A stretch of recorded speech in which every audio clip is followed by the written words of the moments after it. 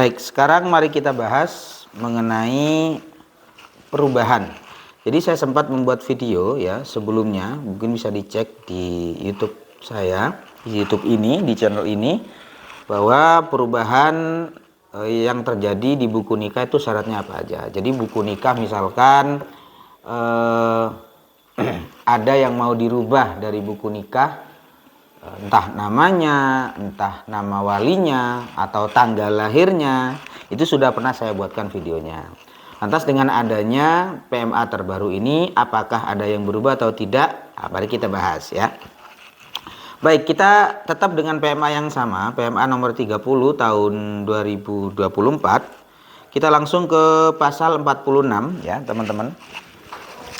Di situ disebutkan perubahan nama suami, istri atau orang tua pada akta nikah atau buku nikah dilakukan oleh KUA berdasarkan putusan pengadilan dan dibuktikan dengan melampirkan akta kelahiran. Jadi ini sangat berbeda dengan ketentuan yang ada di PMA sebelumnya ya. Di mana PMA sebelumnya tidak mensyaratkan adanya putusan pengadilan.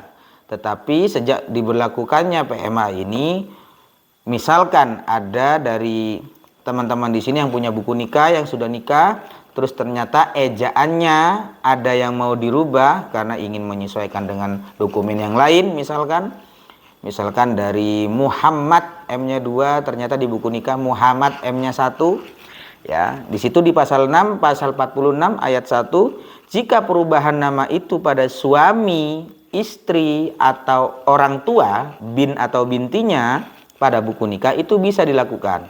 Tapi dengan cara satu, melampirkan ataupun berdasarkan putusan pengadilan agama dulu bagi yang beragama Islam ya, dan dibuktikan dengan melampirkan akta kelahiran. Jadi misalkan tadi awalnya KTP-nya Muhammad, kakaknya Muhammad ya, terus buku nikahnya Muhammad M-nya 1, ingin disamakan nih menjadi Muhammad saja, maka yang pertama adalah dia harus sidang dulu ke pengadilan agama. Setelah diterima oleh pengadilan agama dan putusannya adalah diperintah untuk merubah buku nikah sesuai dengan itu, sesuai dengan dokumen kependudukan, maka bawalah ke KUA penetapan atau keputusan itu dan dilampirkan dengan akta kelahiran yang sudah tertulis Muhammad M-nya yang 2 tadi.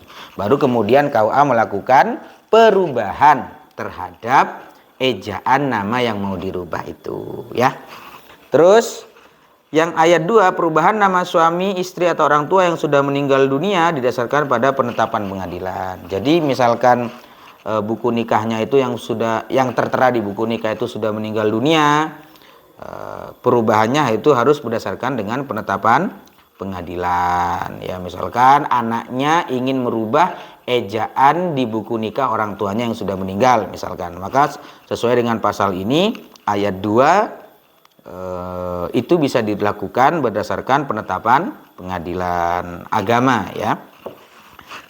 Terus yang ayat 3, pencatatan perubahan data perseorangan berupa tempat, tanggal, bulan, tahun lahir, kewarganegaraan, pekerjaan dan alamat dilakukan oleh KUA berdasarkan kutipan akta pencatatan sipil dari Dinas Kependudukan dan Pencatatan Sipil. Jadi tidak, kalau hanya merubah tanggal lahir, terus tempat lahir misalkan dan lain sebagainya sesuai yang tertulis di ayat itu, maka cukup menunjukkan ataupun berdasarkan kutipan akta pencatatan sipil. Akta pencatatan sipil itu ya berupa akta lahir, bisa bisa KK ataupun KTP ya. Dokumen kependudukannya harus sinkron dulu. Misalkan dia dulu di buku nikah lama itu kan biasanya ditulis misalkan Jakarta 26 tahun.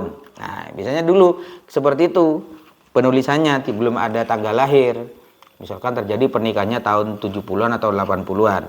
Nah kemudian di tahun 2025 ingin dilengkapkan atau disamakan dengan dokumen kependudukan sesuai KTP KK aktenya, menjadi lahirnya 25 Mei tahun 60 misalkan.